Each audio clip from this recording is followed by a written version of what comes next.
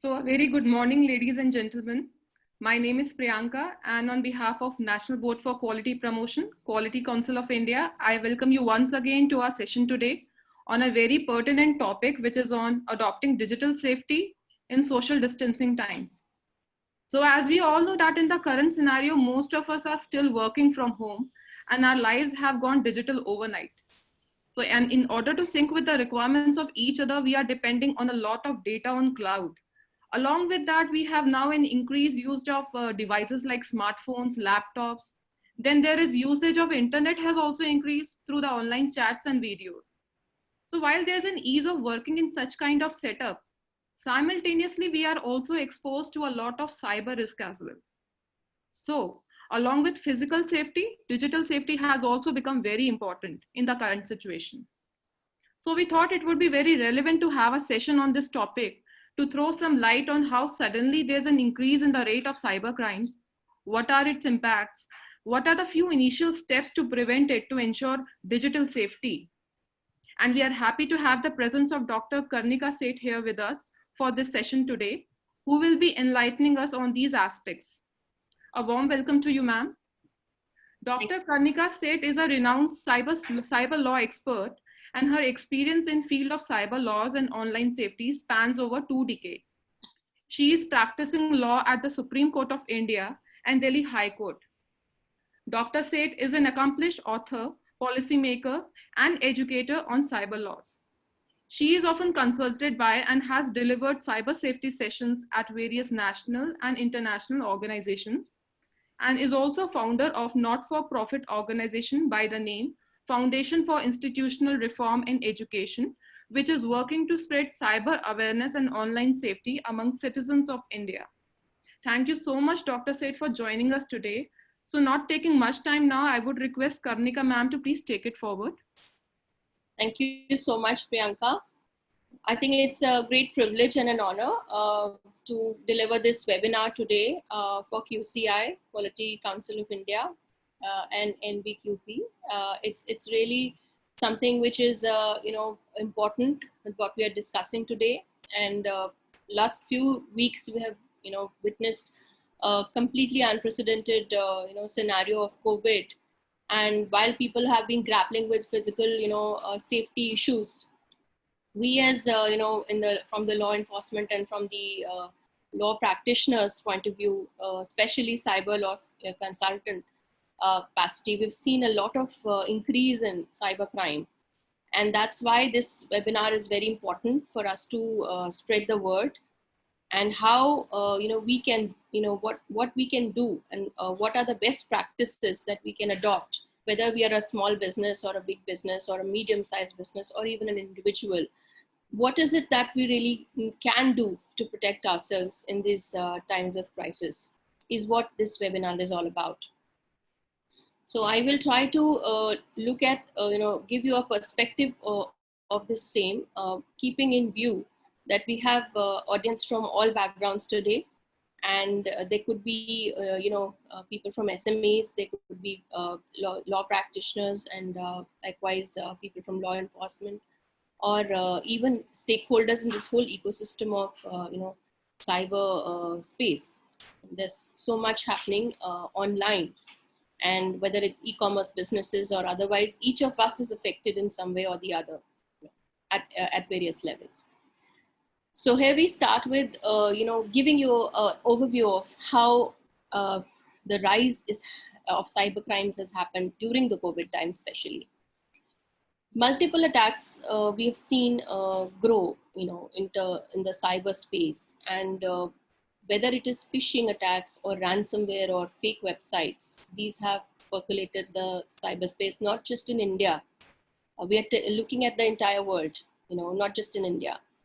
So if we see, there have been data gathered by Google and analyzed by Atlas Virtual Private Network, which indicate that phishing sites have been registered as many as, they've doubled, during this period.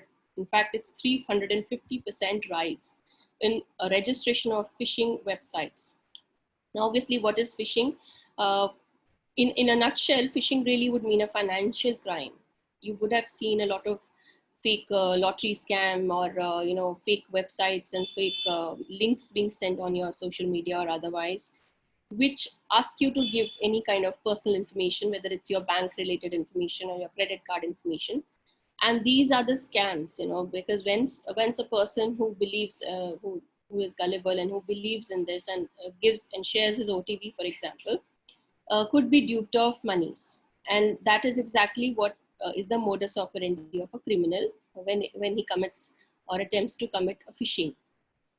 So these are the websites which are fake websites, only created with a view to basically extract monies from people illegally.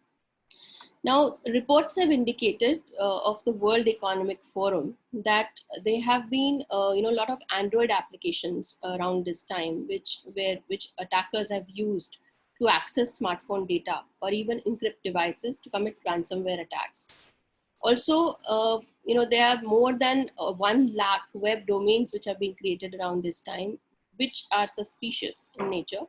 And prima facie, it appears that this has been done for the purposes of, again, duping people. Interpol's cybercrime threat response team has also said, basically given statements and advisories out to people. They have seen ransomware attacks even in the US, specifically aimed at targeting healthcare industry and workers who are struggling to curtail or curb COVID related infections. And infrastructures related to healthcare industry have been massively attacked even in the US. Now, if we see this slide, it shows the crimes against healthcare groups, even worldwide, not just in US, but worldwide, is on the rise. And that is as per the UN study or UN reports. And there have been warnings and advisories issued in this regard. Now, in UK itself, the new cybercrime service reports over 5,000 suspect emails in a day. So you can imagine the kind of intensity with which these cyber criminals are targeting people. Not just, I would not say this is limited to UK. As I said, this is world over, and even in India, we are witnessing a lot of rise in crimes. And as per our MHA, there were 86% rise in cybercrimes within the first few weeks of COVID, in March, April itself.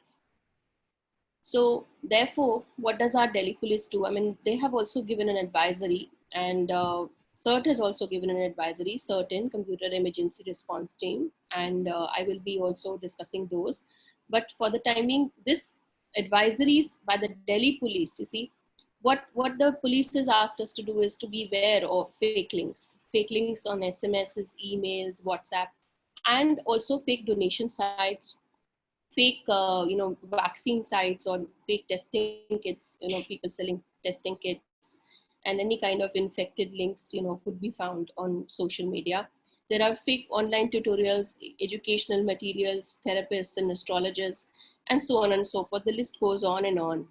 So now what does one do in that case? One needs to report immediately if there is any suspicious website like this, or you are a victim of cybercrime, on the emergency helpline 112, and cybercrime.gov.in is the national portal where we can report this cybercrimes.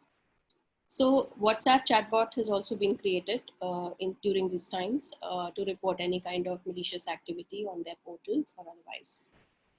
So now the CrowdStrike Work Security Index. This is important because I wanted to highlight this because this index really gives us the preparedness, how much businesses are prepared in India in terms of protection against cybercrime. This particular report has conveyed that decision makers in India, Australia, France, Britain, Japan, and other countries, I think it's mostly 61% of Indian business leaders, and that's a quite surprising figure for me to look at. That they are basically exposed to cybercrime, but then they are also preparing and gearing up with it because they are trying to give trainings to their task force and their people within the organization and employees and people looking after their IT to combat these attacks. So it's one of the highest indexes. 62% Indian businesses were surveyed, and they have provided additional training to their workforce during this time from the work from home scenario. Now, this brings me to the kinds of problems which are there at this point, specifically during COVID times. Ransomware, as I mentioned, world over, this is an issue. Man-in-the-middle attacks, where fake links, fake email IDs are created by a person who is an insider, maybe in the accounts division of a company, and he creates forged invoices to send to one of the parties in the contract. So the party who's paying money sends the money to a wrong account because the forged invoice says so, and that's how man-in-the-middle attacks are happening today. They're using spoofing techniques also, to create fake identities, and that is also very rampant at this point. Then snooping, interceptions through insecure video conference platforms, cheating, money loss, identity theft, stealing people's identities by again fake accounts and fake profiles, phishing, as I explained. Fake news is a huge problem. Again, how do we combat fake news? We'll be dealing with that as well. But there are tools and means to do that. And while I said say that there are even I would say official newspapers and news channels who have created a fact checker column in their websites, where you can actually see if a news is fake or not. You can actually see they've declared a lot of floating news on the web and said whether this is authentic or not. Then malware attacks are very rampant. Malware attacks basically are viruses, trojans, or even keyloggers which infect people's systems or office systems. And these systems, once infected, they would be almost like a CCTV. You're giving access to a CCTV screen, because everything that you type, if a system is infected with a keylogger, is visible to the cyber criminal, the person who has infected your system. So therefore, the need to have more and more antiviruses and updated and reliable anti-spyware on your systems. That's very essential for us to look at as one of the best practices we should adopt during this time. A lot of damage and disruption because of hacking. Hacking has always been a issue, when it comes to unauthorized access of any kind of data. And that again can be done through various means. One of them being sending malware, which would infect a system. And one of them is also social engineering, because a lot of times people gullibly share information on social media, and they may even share certain videos or clips which will be steganographed. What I mean by steganographed is that they will look like a harmless music file, for example, but behind that there would be a malware or a trojan which will infect the system and hack the system. So that is also happening. And social engineering attacks also take various forms, because a person may gullibly share OTP, for example, that could be there. As a, sometimes people are not aware, and they would be, offered, say, buy one, get one scheme or some promo code, and, they will have to share an OTP, and people gullibly, share that. And in order to recharge a phone, for example, various grounds on the basis of which they can actually fool people, and that's also quite rampant at this point. Now this brings us to the law. How does law protect us? We know the modus operandi of criminals today, in number of cyber crimes, and they're on the rise world over, at this point. So what does our Indian law say about that? Are we protected? And are we protected enough is the question. So here, if you look at the Information Technology Act in India, we have various provisions which protect us against, for example, hacking under Section 66 of the IT Act. It is punishable with imprisonment up to 3 years and fine or more. Section 66C, punishment for identity theft. Again, punishment of about 3 years of imprisonment or more, and fine. Then Section 66D punishes cheating by personation, acts of cheating by personation, by garbing a false identity. And 420 of IPC is a of course, cheating. So in financial crime cases, normally these are used.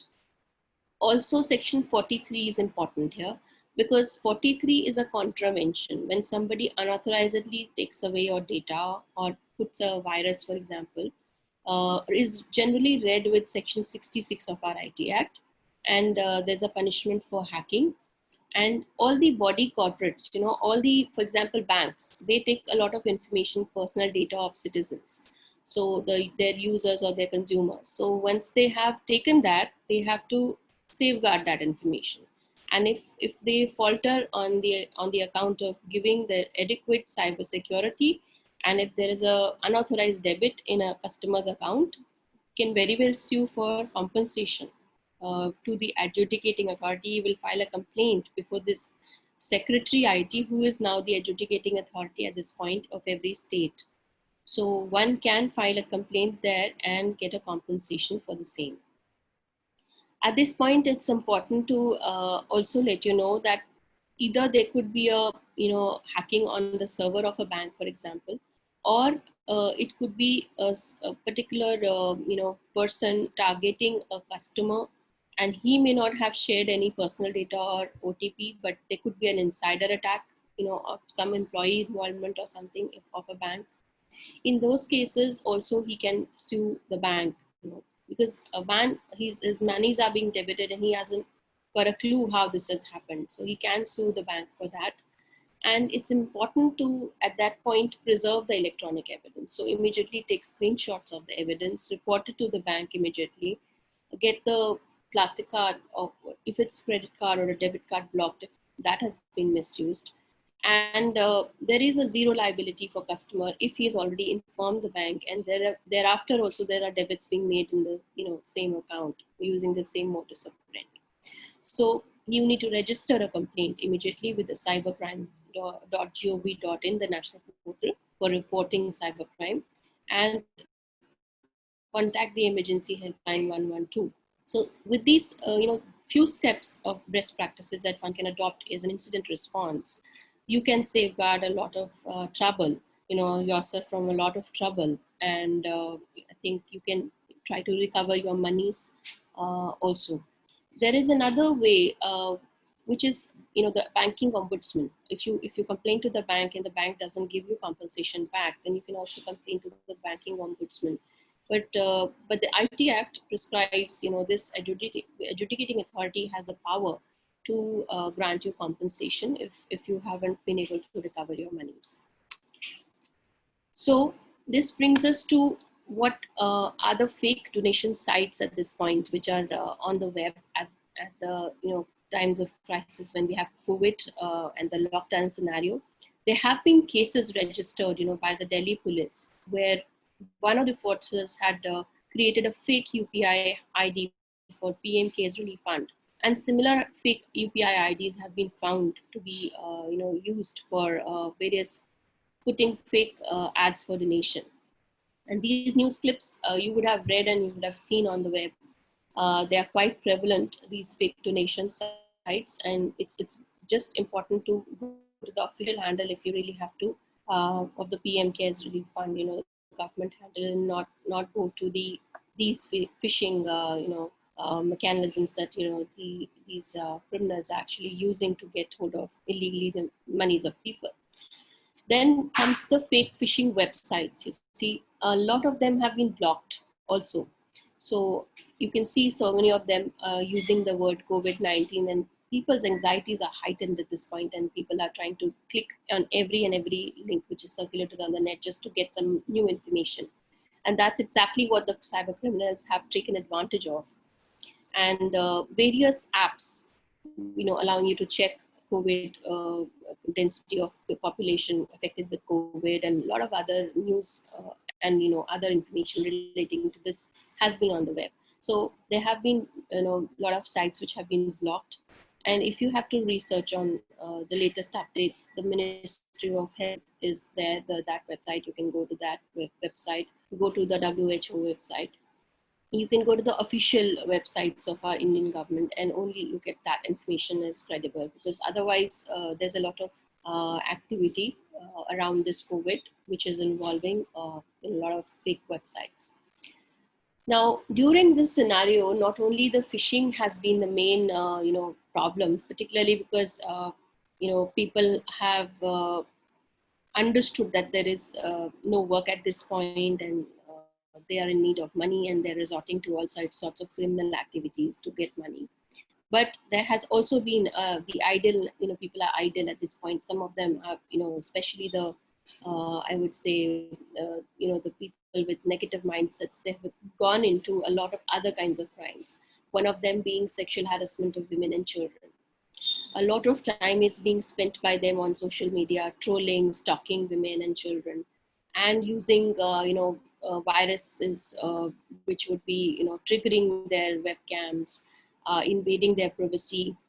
Lots of pictures and videos being, stolen from their devices, because people are downloading apps, for example, without realizing they're giving away so many permissions which are not required. If you're taking a food app, or if you're availing an educational app, you don't need to give your rights, or access to your photos and videos. And a lot of people just click on I agree and just move on, giving all access to them. So that's what you have to be very, very careful and advise others also not to do that. So once you're giving the rights and you click on the I agree button, it's like a click wrap agreement, which is legally recognized contract.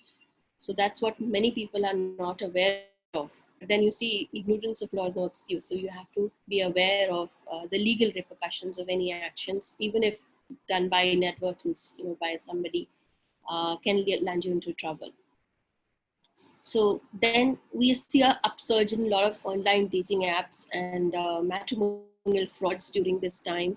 Online gaming apps containing a lot of malvertising, a lot of grooming material, and the IT Act. We do have, provisions to prohibit these activities. For example, circulation or publishing of any kind of obscene content is punishable under Section 67 and 67A of IT Act. 67A grant, basically provides punishment up to 5 years of imprisonment and fine or more.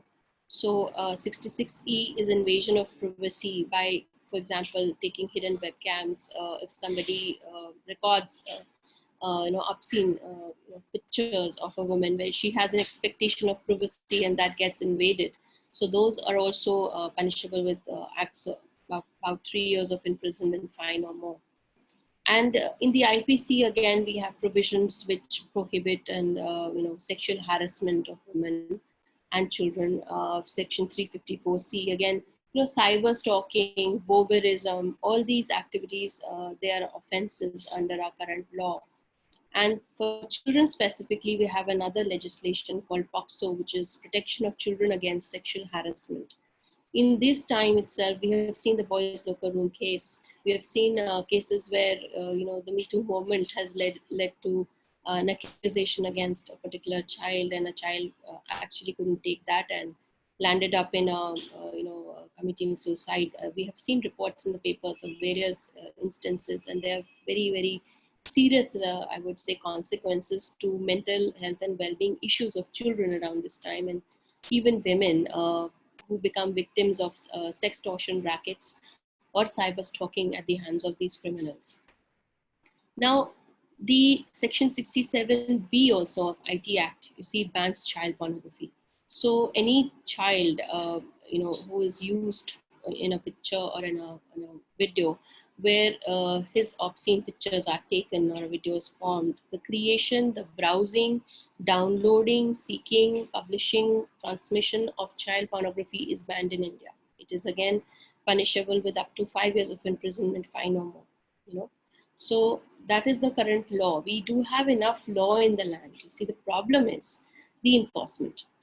If people don't report, there is not going to be enough investigations happening, and the conviction rates will be low. And you would be actually shocked to know that we only have a conviction rate of 2 to 3% in POCSO cases.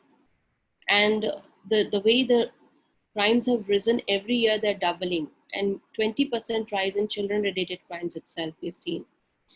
not many, I would say 200, 300 cases get decided every year in IT and cybercrime cases. Out of almost, there were 11,000 arrests made in the 2016 and 17, you had more, 32,000 or so odd cases. And how many do really reach the conviction stage?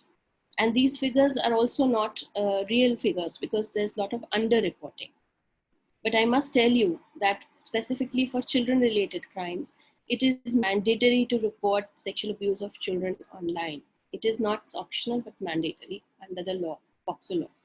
So that's how the law is. And we have had many judgments, important judgments to protect women and children's rights in this regard. We had the Vishakha judgment talking about sexual harassment against women at workplace. Kamlesh Vaswani case regarding blocking of child porn. And a lot of social media portals are actually using DNA photo hash technology to search and track and duplication of such child porn related content online. And then we had this Justice K.S. Puttaswamy 9-judge bench case of the Honorable Supreme Court, where the right to privacy has been held to be a fundamental right under our constitution. And I must also inform you that electronic evidence of any kind, whether it's an SMS or it's a picture or if it's a message or a video, all these electronic forms of evidence are admissible in a court of law. You can take them and produce them in the court of law. There's a procedure which I'm sure the legal attorney will guide you on that. But they are something which is admissible and you can prove them as per procedures prescribed by law. So therefore, importance of having screenshots, importance of having timestamps, and saving electronic evidence, not only in printed form, but also electronically in a pen drive maybe, is very, very important. Now, this brings me to the certain advisories also. During this period, we've seen a lot of video conference apps, some of them offering free services, which are not safe to use. And there have been many advisories in this regard, specifically this one given by the certain against the Zoom video conference application. We have seen there's a new application with this updates have happened on the Zoom, which provide more secure features. But at the time when this was advisory was given, I think the updates had not happened. So they had given and issued an advisory, the certain, and this body basically looks into any kind of issues relating to cybersecurity affecting the nation or people at large. And there have been various other advisories also regarding UPI ID, fake IDs, as I explained to you earlier. And therefore, these are important and worth reading. You can go to this webpage and read more about the kind of advisories given by them, apart from the UPI ID and the secure video conference platform issues. Likewise, we've seen advisories by FBI, in I would say US, and similar issues again over there. If you see the kind of advisories which FBI has given, again, they talk about computer protection and beware, beware of social media scams, smartphone app scams, which are on the rise, and online shopping scams, because people are buying almost everything online, especially essential items. So need to go to very secure platforms to do that, and some fake offers and on gaming and free, products. You have to be very sure of, and read consumer reviews of that particular portal before you actually purchase or buy, land up taking up a particular offer. Then in the work from home scenario, a lot of websites are allowing you to download free software for web conferencing, or to secure your passwords, to get your data on cloud, and additional storage they're offering. But these have to be reputed companies. If they are not reputed companies, again, you should be very careful of what free services you're using. Even for VPN, virtual private network, shouldn't be using any I would say reliable apps or services. So this is also what FBI is advising its people. And if you see this Europol report, in the newspapers have also reported that in Europol, latest developments in the criminal landscape project that the governments across Europe are also intensifying their efforts. They're trying to curb spread of not only coronavirus but also cyber crime specifically targeting public health systems. So this is not just a problem we are seeing here. As I said, this is a world issue now. Council of Europe, what advisories they have given? They have advised people not to get into traps of phishing rackets. Again, be careful of ransomware attacks against critical infrastructures of international organizations, and basically protecting yourselves against hacking attacks and fraudulent schemes and misinformation or fake news. These are the main highlights of the Council of Europe advisory. You can also go to this web link of the Council of Europe and read more about this. But the crux of the whole advisory is a few of these points, which are common across various jurisdictions today. This brings us to how we can check whether there is fake news online. So obviously newspaper websites, official news handles, whether you're reading from an app or a Twitter handle or reports, you have to look at official websites of government, PIB reports, and look at WHO website, as I said, also in the Ministry of Health website, if you have to rely on those websites. Those are the ones which are credible. And you have various websites which can help you detect fake news, like the Botometer, Fact Check, Snopes, Hoaxy, MetaFact, Boom, Alt News, and you can check Google reverse image also. You will be able to see how the news has duplicated, across platforms, and how it originated and if it's fake or not. You can see many of these fact check columns in various newspapers and other news agency portals now. There's a separate column for fact check, and you will be able to see the kind of declarations that those websites make, that these are fake news. So they tell people that every day they are screening and they are letting people know that this is fake, or not. So that's another interesting way. Also, there is a very important thing I'd like to mention.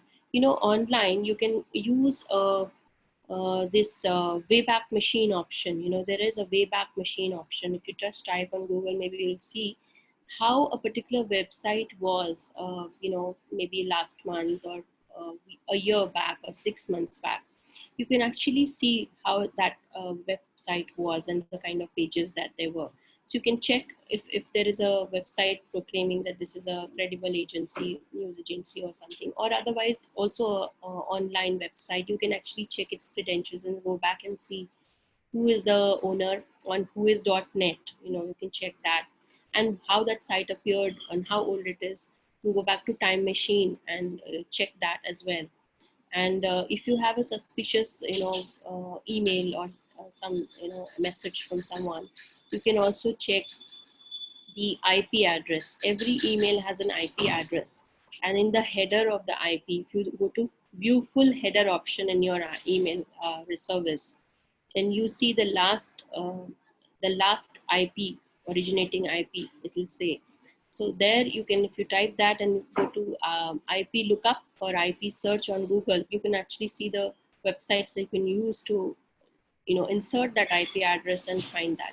So those are few tools which are actually available online, and you can check a lot of information yourself as well. Now this brings us to the online safety aspect of compliance. You see, any industry needs some standardization for compliance, and this compliance that we are talking about here is the compliance in terms of cyber security of businesses. ISO 27001 by far has been a very important standard, and most cyber companies using IT have this ISO 27001, specifically those which are collecting information data from people. So we have a lot of these would say interesting risk assessment and various infrastructural I would say guidelines there, and you can actually use that ISO 27001 to protect yourself as an important standard. Then we have other industry standards also, which will apply to you in the case that you're from a particular industry, like the PCI DSS standard for payments, payment gateways, they adopt that. Credit card, ATMs, companies, you have PCDISS standard, you have to be compliant with that. And HIPAA for health records, health industry. So that is a standard. FINRA for financial industry standard, GDPR for data protection. And in Europe, this is already applied now, and it's in full force. The GDPR, which is the General Data Protection Regulations, they are basically aimed at safeguarding what information is collected from people, how it is processed, the right to update information, the right to be forgotten, the right to delete information, and retention period, how much it should be retained for.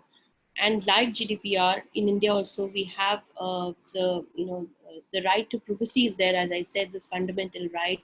We have sections 43, 43A, 66 to protect us against hacking attempts and stealth of data.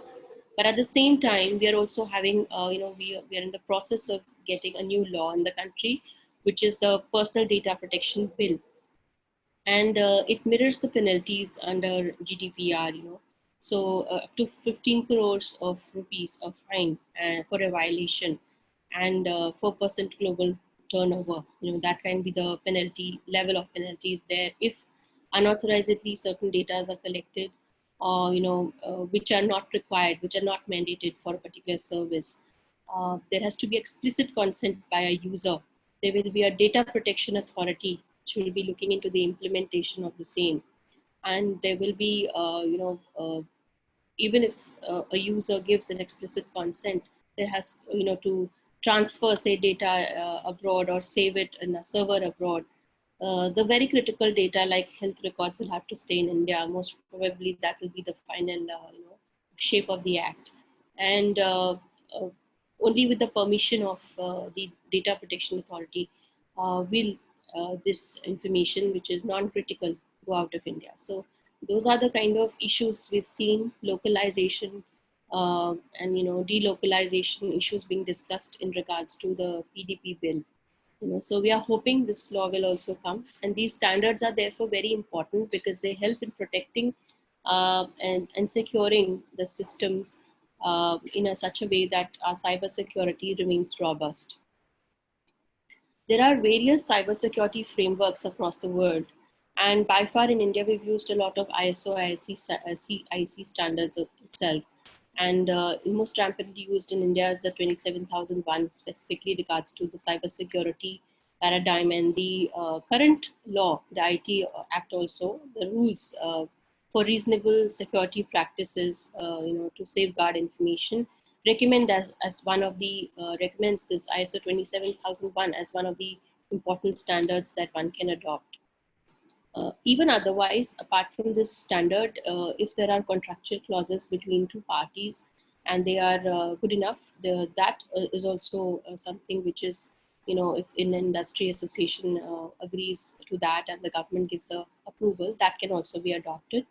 So that it depends how, what kind of parameter you're choosing, whether it's based on a contract the two parties decide, or it's the ISO 27001, or associations regulations which are approved by the government. Those can also suffice in fulfilling the requirement of maintaining reasonable security practices. This brings us to the cyber safety checklist. Why Interpol? Now, if you look at what Interpol also has to say, again, the same kind of important advisories by the Interpol, like backup of the online and offline files that you have, strengthening the home network, because a lot of people use Wi-Fi systems which may not be secure. Then using strong passwords, keeping the software updated, patches updated, managing your entire data, avoiding using any kind of I would say downloading any data which you feel is suspicious, or a link which is suspicious. So you can see a lot of these points which we've already discussed are also part of the slide here. So this is exactly what law enforcement agencies across the world are advising people, whether it's India or it's UK, US, Europe. We see similar best practices prevalent in, and being given by most advisory bodies, government bodies looking to combat cybercrime. Now, this is also an interesting slide by the National Cyber Security Center. And if you see, how they are advising people, number one is the user, education. So how much training are we giving to people is important. And once we have educated our users against phishing attacks and other things, there are other protections they are also advising: the malware protection, network perimeter defenses, how we can block malicious emails, password policies, to prevent easy guessing of passwords, securing the configuration, basically restricting the system functionality. So only critical files to be accessed only by those people who will be operating on those files, and not necessarily open to all, sort of a scenario. Patch management also is highlighted, monitoring and analyzing all network activity. Deployment of, for example, DLPs, which is data loss prevention software. So there is an alert, in real time if there is some data which is crucial and is being stolen. Malware protection, protecting the gateways, using firewalls, securing the configuration, removing unnecessary software and default user accounts. Then user access has to be well maintained. Good controls to restrict the applications and data that users can access. Again, training and device controls. Devices within the internal gateway should be used to prevent unauthorized access. So this is again very important. And use of VPNs, virtual private networks.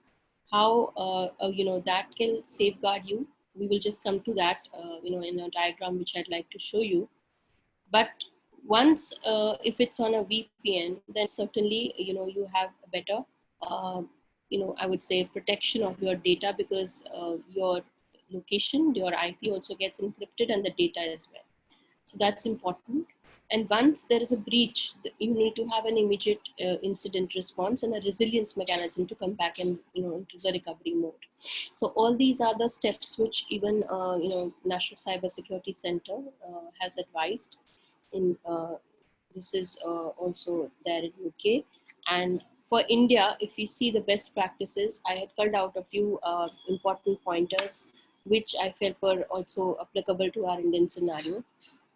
For example, if you see the model that we follow, the 7-layer model in which security is to be maintained, the OSI model, then we see at various nodes, at various levels, we need to maintain security. So if we look at that, right at the network level, or right at the particular application level, how we can secure ourselves. So let us see a few pointers. One is to use a robust Wi-Fi, a WPA2 or a 3, and turning the Wi-Fi Bluetooth off when not in use. I've often seen that people are using some Bluetooth to transfer data, and otherwise they forget to put it off. So that's important. And keeping the application software and OS updated, deploying antiviruses, anti-spyware, and just thinking before you click on an I agree button. That's very essential. And reading the terms of use before you agreeing to a particular service on the web. Using digital signatures, a lot of companies are offering that, TCS and a lot of other companies, you can actually choose any of them. That's a secure electronic record. So once you want to e-contract also, you can do that, and a legally valid contract will come into being under Section 10A of the IT Act. So use digital signatures. Keeping passwords secure, use a password manager. Using two-factor authentication, keeping OTP secret, and paying on HTTPS sites and registering for bank alerts. Now, these are some of the interesting, important tips that I can offer at this point. And the best practices in the work from home culture. you're all, enough time and where you're actually beginning to go back to your offices, but then certain people, certain strength of people are still working from home. So when we have that scenario still into picture, we have to prepare a work from home policy, an IT policy. Using a VPN will help, a virtual private network, because it will encrypt your IP as well as your data, which will go to the recipient, and it works in a secure manner. So though it's a public, cyberspace is devoid of all borders, and anyone can access any websites. But with a VPN, it's like having a private office and a private interconnectivity, which is secure. So even though you're using internet, you may be sitting far, but if you have a VPN, you're in a secure environment. Using data loss prevention softwares is also recommended. Again, it will, in real time, it will give you an alert if any data protocols are being violated or breached by any employee. I discourage strongly use of personal devices during work from home, for official work, because that can land you into trouble. So it's always better if you have a choice to, keep your official data and your devices separate from your personal data and devices. A lot of surveys have been conducted, and one of the surveys I refer to during this presentation also highlights that a lot of the directors are actually using their personal devices around this time. So that is something you have to be very careful of, and try to abide by all the IT policy and social media policies that you have, or the work from home policy of your organization. So that's important. And if you don't have these policies, I urge your organizations, you should actually start framing. And we've actually done that a lot of updations in the current, the existent policies has been, happening around this time. We had to actually do a lot of overhauling in terms of the whole work culture has changed. So the policies also had to be tweaked around this time. And a lot of companies who don't have, they actually started asking for a proper policy to be made. That's a good sign. That's something that is in need of the hour now. Then sensitive systems and data have to be given restricted access. Crisis management and incident response plans have to be in place. And very interestingly, there was a case which we handled lately there, where the issue was whether the confidentiality and non-compete agreements were valid, because during the work from home scenario, some of those had expired for certain companies.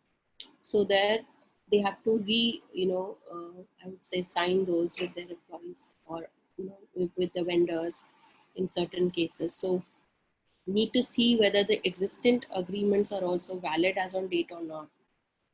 If you're developing an IP, then the IP protections have to be there. The new agreements which will have to be made, registration of copyright, registration of trademarks, even patents for that matter of fact. If some new IP is developed, then protection of the same during the work from home environment also should go, should happen. So it should not be kept for later. Protection for designs. So while the work is going on, all those things are also compliances, and paperwork needs to be done simultaneously. Regular backups of data, regular audits of systems and data, keeping emergency response in order, that is informing your particular task force in the or assigned department in your office. If some incident occurs, or even something suspicious occurs, you need to inform the department and follow the policy guidelines basically. So this on the right hand side, you're seeing a particular diagram which talks about mission critical assets. So as I said, very critical assets have to be kept in security. Data security is to be maintained. User accounts have to be kept in order. Application security, what applications are licensed, only those have to be used. Endpoint security, your endpoint devices have to be properly secured. Networks have to be secured through firewalls and other mechanisms. And perimeter security and human layer. So you can see social engineering attacks have to be averted at the human layer also. Various levels of security paradigm to be followed during the work from home scenario. So you can't afford to miss out on any of these layers, and all of them are important in terms of securing your businesses, your organization. Using encryption, PKI cryptography, as I said, digital signatures is a good way. Then you are also able to use, if you're using Apple, there's a file vault for encryption, and Microsoft, you have a BitLocker. Then you have a password manager that you can use to manage all the different passwords you may have across various platforms. It will keep it in an encrypted and safe manner. Give cyber awareness trainings, that's important. Using VPNs and good reliable video conferencing apps, and having the policies in order, ensuring confidentiality of the agreements and licenses are valid or not. Even the ISOs that you have, the licenses may be valid for 3 years. You have to see that everything is in order, the compliances are done. That's important. Following RBI guidelines, if you're into, for example, Payment and Settlements Act, you have to follow the act and the guidelines, whether you're in, operating from your office premises or work from home culture. So this is just what is VPN. If you look at what is VPN here, the connectivity is there maintained through secure channels, and while your data also remains protected, your identity also remains protected through the VPN, because a new IP is generated, your actual IP doesn't highlight there. So that's important. And a DLP will help you curb any kind of loss of data. So especially the people who are handling sensitive data, employees in the work from home scenario, if the DLP is there and official emails are being used, then nothing will go out of the system, so the monitoring can take place. This is another interesting slide which talks about the network security, malware prevention, um, having a policy to control access to removable media. So a lot of companies don't allow pen drives. A lot of companies don't allow, CDs to be used for official work. And those protocols which we follow in our office will have to be also followed on the devices that we are, maintaining at home. So if you're taking a backup for yourself, that has to be authorized in an authorized manner and on the authorized devices. So that's something, if you need to take a permission, then you have to follow that route which is given in your policy mandate. So all these aspects are important: securing the patches, maintaining user privileges, incident management, establishing monitoring strategy. Because in IT law, we have deemed liability of directors. So directors are actually liable for effective management of a company, are liable if there is a crime committed using their systems or their office email IDs, for example. So you have to maintain your monitoring practices so that you can prove if supposedly something happens, you should not get a vicarious liability, because you either you have to prove that was no knowledge of the cybercrime being committed, or you had no intention to commit a crime. So your monitoring practices were in order, and therefore your onus can be discharged that yes, I have taken full care during this time that my employees are using my policies which are given in the office, and we had put whatever protocols were actually possible during this time. So therefore, this red flag, you need to ensure that you are doing enough to protect yourself also against crimes which are committed by others who may be working for your organization. Criminal liability normally doesn't happen in vicarious terms, because it is a personal liability, but there could be a vicarious liability. You might have to pay compensation to somebody because of something committed by an employee. It depends on the facts of every case. So it's best to keep your fine tune your strategy to minimize your immunity. Also, a lot of companies are taking cyber insurance. In the times of data protection, in times of AI, big data, where data aggregations and data mining are happening, a lot of companies are into gathering a lot of profiling of people and mining of data of people. While I say that that is a part and parcel of cyber culture of today, yet to immunize yourself from hacking attempts or any kind of imputations that you're taking more than what is necessary in terms of data, it's always good to have insurance. It's a good cyber insurance from a good company. So in the end, you see this 16 steps are there. You see, right from hosting, secure hosting to system security, multi-factor authentication, inbound email security, backing up your records, gateway security, local network security, user access controls, endpoint protections, advanced threat analytics, end-to-end encryption of data, mobile device management, and your internal IT network management, user training, monthly vulnerability scanning, monitoring, that's what I said, audits, and compliances of paperwork, GDPR compliance. So many of these aspects are highlighted in this slide, and that's why I find this very useful for a good reference, to protect your businesses. So in the end, in case still something happens, despite taking all the precautions, you have this cybercrime.gov.in, immediately report, any kind of attacks or crimes committed on your individual, on an individual level or official level to this, so that you have a record of this whole incident, and investigation takes place. So I feel that in the end, if you talk about the way cyber safety plays, what role it plays in today in our lives, in today's times, it doesn't not only is a crucial part of any business. Cybersecurity safety has become an indispensable part of our mental health and well-being. That's how I look at it, because I've seen it affect a lot of people, even kids. Online schooling is at this point the only means by which they're learning and sharing, and it has become a very important part, to control screen time, to use filters to see that they don't access inappropriate content.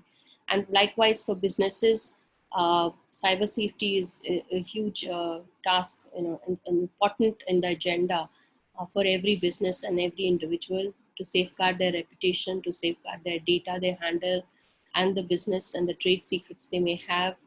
So it's become a part and parcel of the way we live. So we can't afford to ignore it anymore.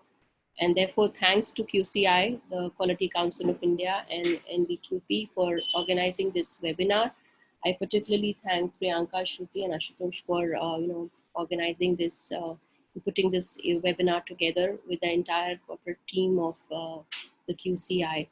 At this point, I think I would be very happy to answer any questions if you have any. I will stop share of my screen. Yes, ma'am, you can unshare your screen now. So thank you so much for such a comprehensive session on the digital hygiene and the best practices that the individuals and the organization can follow now. We will now open up for the questions. So there are a few queries by the participant that they would like to ask you. So I'll go one by one. So Mr. Arun Gupta is asking if there is any method to verify the reliability of antivirus before it is installed, and what is the most versatile antivirus strong enough to save the users from all the possible and worst threats? You see, there are different companies giving, antiviruses and anti-spywares.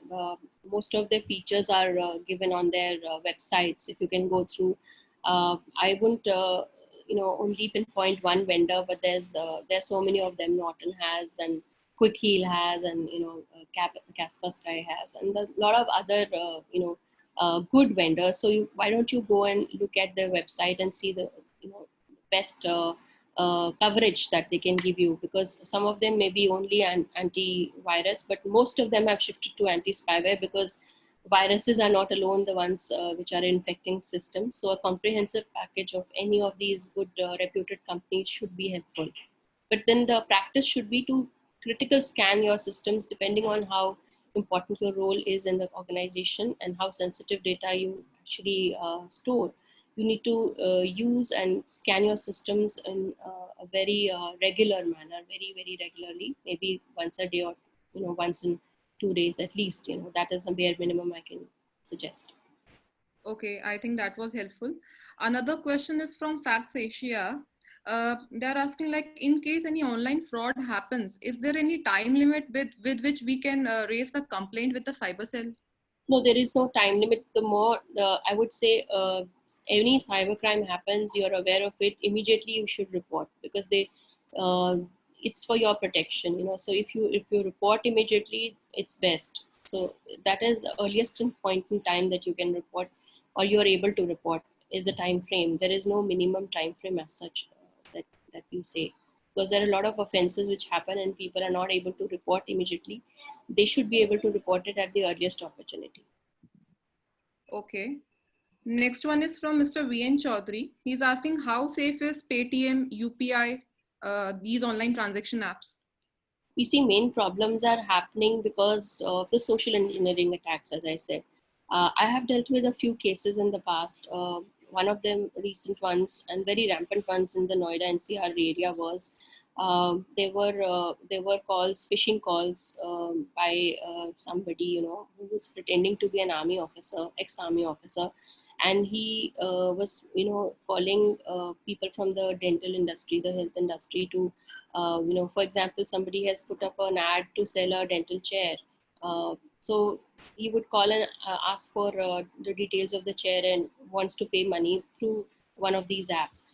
So there was a QR code scanning which you should ask the to seller to share, and once that was shared, the message flashed on the screen of the seller was pay say 25,000 rupees. So the person who was selling actually thought this dental chair actually thought that he would receive the monies. Instead of receiving the monies, the debits happened. So these are all social engineering attacks. Even though most of these, I would say, apps have put in place some secure protocols, but people are not well versed with how to use them properly. Often they share OTP. Often they fall in the trap of such criminals, and because of that, these problems have occurred. So it's better to maintain prudence and know what to share and what not to share, so that is what is important. Okay. Mr. Mukesh Vadgama is asking, as there is no security of our information which is provided by us to the bank, because private agencies are usually getting the information and are actually communicating with the people. So what is the system that should be followed for that? Could you please repeat your question, Priyanka? I couldn't follow the question. Yeah, the question is, as there is no security of our information provided to the bank by us, because private agencies are the mediators and they are usually collecting and communicating with us for the required information. So So the if bank, the banks are liable. You see, if that is, if they have hired an agency to do verification or a KYC or something, then they are liable because your contract is with the bank, and you should ensure that when you read the terms and conditions, in fine print, the liability bank takes the onus on that account, that whatever information they are collecting will be secure. Somehow, even if they try to disclaim their liability, the law protects you, because such agreement terms will be invalid, constitutionally invalid, also contractually invalid, if brought to if brought about in a dispute in a court of law. Because if they try to rely on this, it will be invalid, because your data is protected under the IT Act in Section 43A. I was talking to you about. They are collecting data under that. So if they follow the reasonable security practices, they have to follow that, and this should be one of the important parts of the same, because if they are collecting data through an agency, they ought to protect it also in compliance with the law. If they falter on that account, the bank is liable. okay. The next question is from Ashutosh. That is also like somewhat similar. Like if someone is committing cyber fraud using some third party app like PhonePe, GPay, etc. So does the third party app and the intermediary websites also become liable for the crime? See, intermediary websites or third-party apps will be liable if they have not complied with the security parameters, and there is a lapse on the part in terms of negligence or intentional, acts. So, if they have breached the security parameters, they ought to give you. Then there is a liability on their account to pay you compensation. If they have deliberately caused a fraud, again they are liable to pay you. Also, they are criminally liable, under law. So section 79 of the IT Act is regarding liability of intermediaries, and there most social media platforms, if supposingly somebody puts a illegal post, or something defamatory also, they have to block it within 36 hours timeline.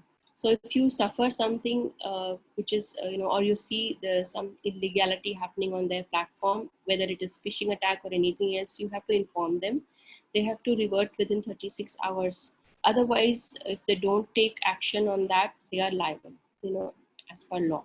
So whether it is compensation or whether it is criminal liability will depend on whether they knew about it and they failed to take action, were they negligent. All these parameters are looked into before a final decision is arrived at. Okay.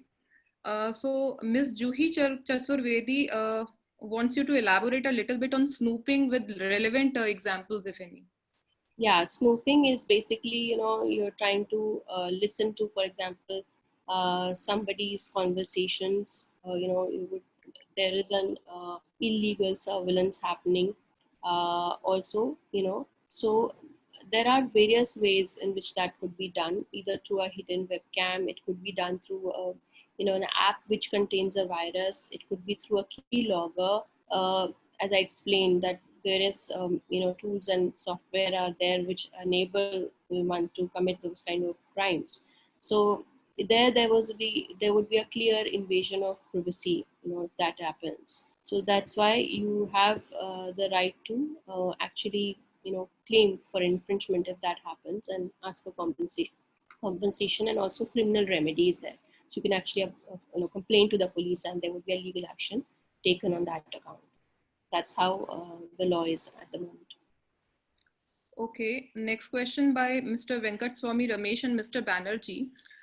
In case of fake donation sites, what are the needful action that should be taken by any victim who loses his money by any of the banking frauds?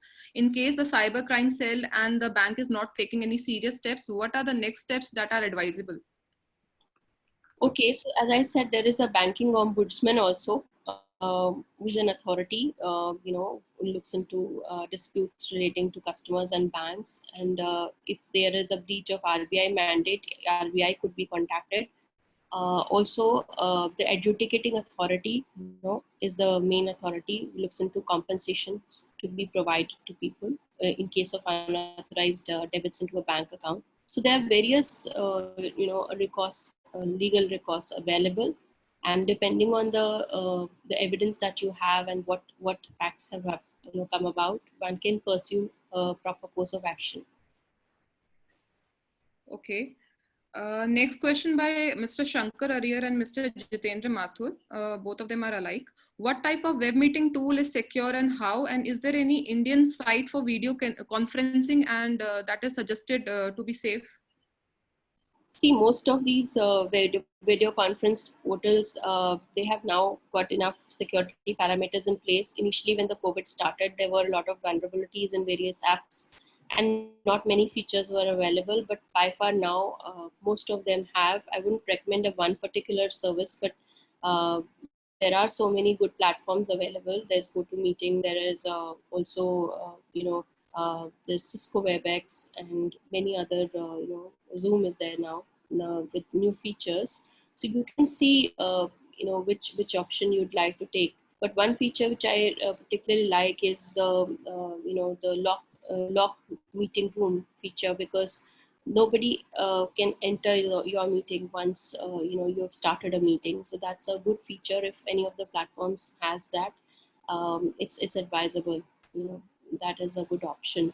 Also, when they ask you for permissions to allow access to audio and camera, they shouldn't be asking more than that, because if or maybe at the most screen share. But if for you to use the presentation or otherwise, but if they're asking for more access, then this is a suspicious video conference app in that case. So be careful of in all these issues which I've just discussed.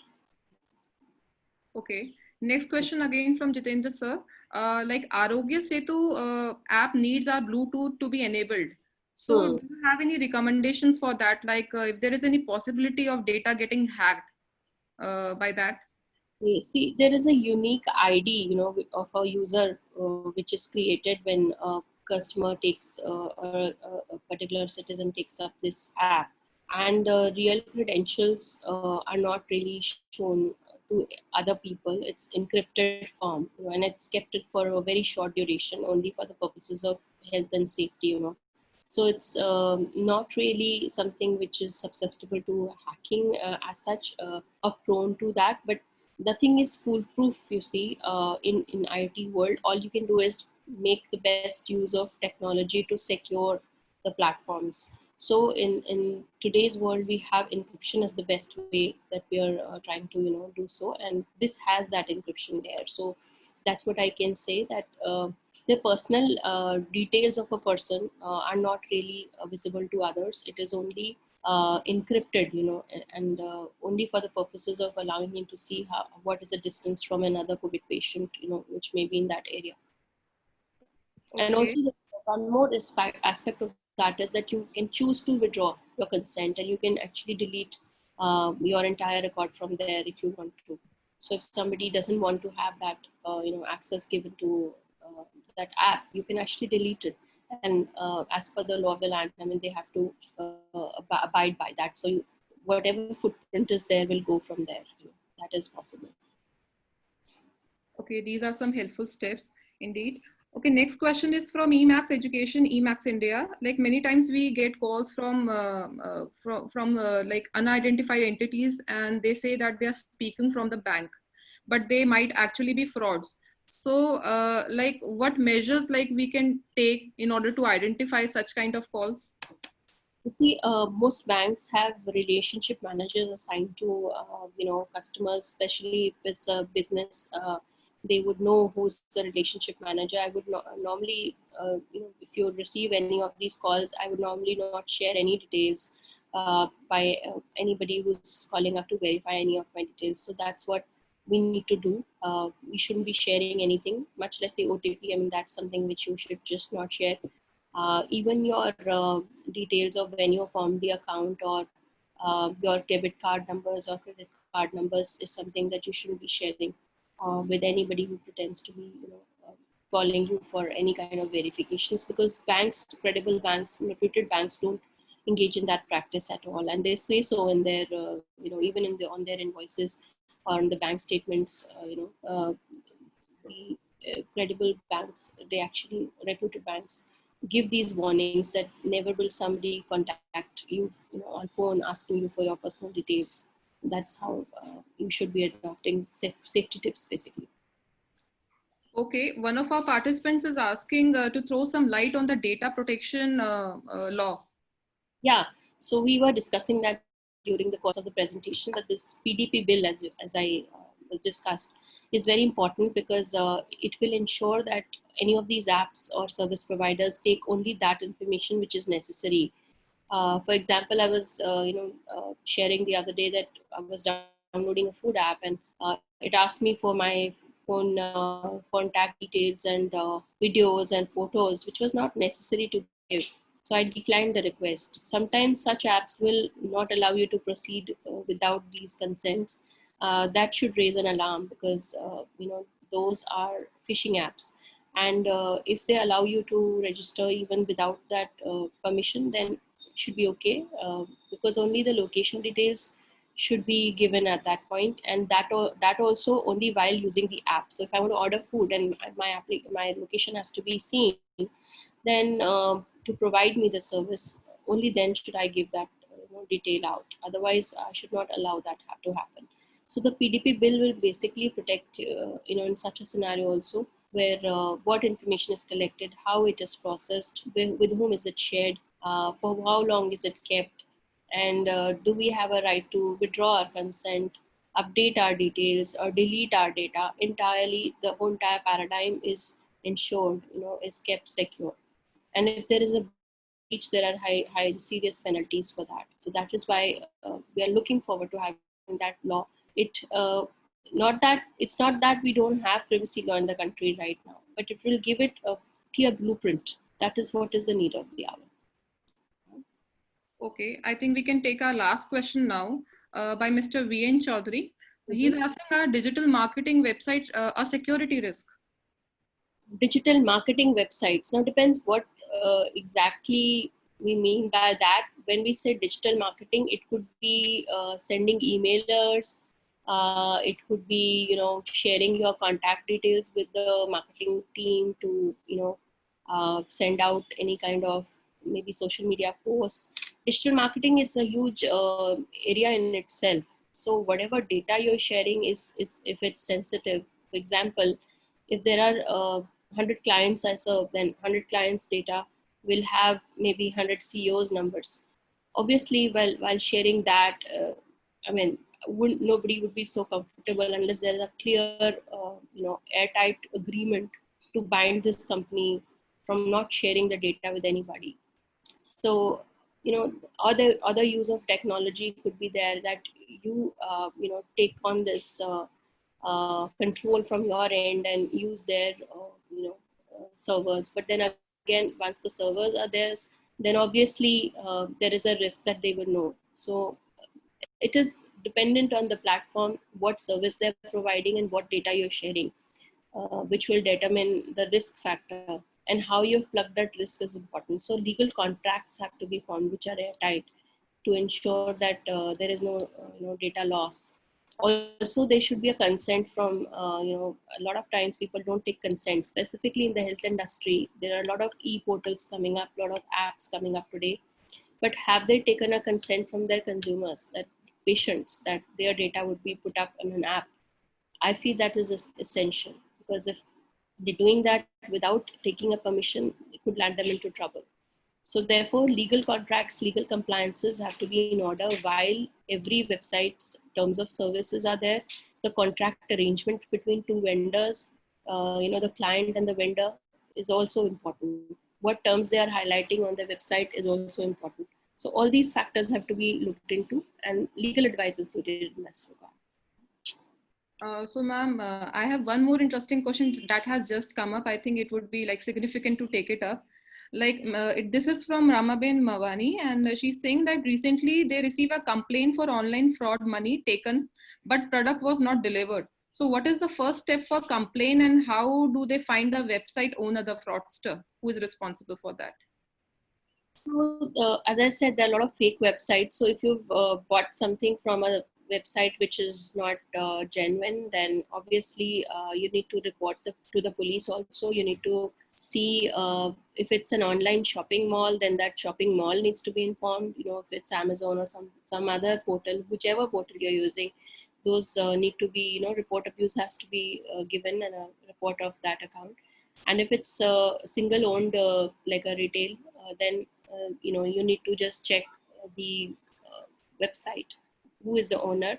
Sometimes you get the details by going to whois.net, as I said, but sometimes they are guarded by privacy policies, so the real owner's name and details are not given there.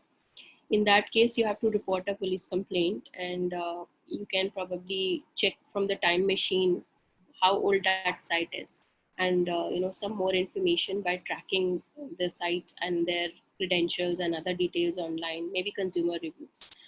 But a holistic investigation is needed in such a crime if something like this has happened.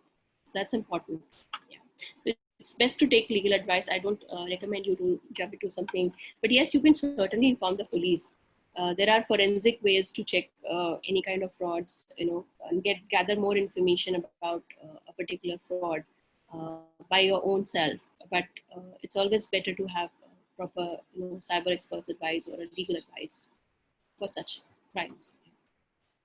Okay, let us take one more. Like, what is the protocol for recording phone calls? Are they allowed under cyber laws?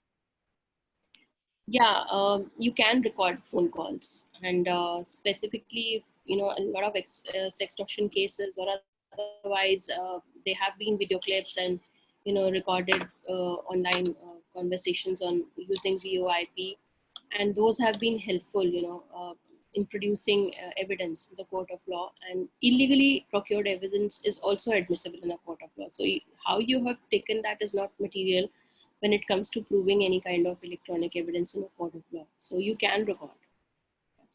Okay, ma'am, there are a host of other queries, but time being a concern, I think we can address the rest of them offline. We'll send you separately those queries. So very much thank you, ma'am. So we will conclude this session now, and I would like to thank Dr. Seth for presenting a very detailed session, taking up the queries of the participants and primarily spreading the awareness around such an important topic.